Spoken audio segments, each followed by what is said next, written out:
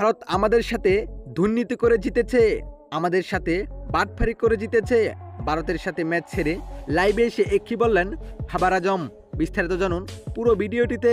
দর্শক, ভারত পাকিস্তানের ম্যাচ মানে হাড্ডাহাড্ডি লড়াই ও ভক্তদের তুমুল উৎপাত। তবে ভারতের কাছে যেন রীতিমতো পাত্তাই পাচ্ছে না শক্তিশালী পাকিস্তান, যেখানে সুপার পরে পাকিস্তানকে হারিয়ে ম্যাচ জিতে নেয় ভারত। তবে তার আগে ভারত করেছে প্রকাশ্যে বাটপারি, তা অনেকেরই জানা। তবে আমি আরও মনে করে দেওয়ার জন্য আরও একবার বলতেছি। দর্শক, ওপেনিংয়ে নেমে দুর্দান্ত ব্যাটিংই করছিলেন ফখরুল জামান, কিন্তু এক পর্যায়ে তার ব্যাটের কোনায় লেগে পিছনে ক্যাচ উঠে যায়, যেটা নিয়ে নেয় ভারতের কিপার শামসু স্যামসন। তবে ক্লিয়ার স্পষ্ট দেখা যায় এটা মাটিতে লেগে হাতে গিয়েছে। এমন কঠিন সিদ্ধান্ত আর মাঠের আম্পায়ার দিতে পারল না। এতে টাট আম্পায়ারের কাছে চলে যায়।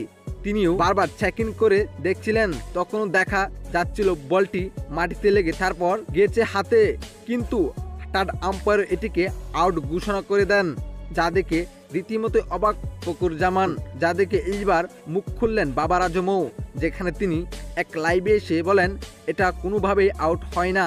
ভারত এমন দুর্নীতির কারণে আমরা ম্যাচ হেরেছি, আমরা এই ম্যাচ মানি না।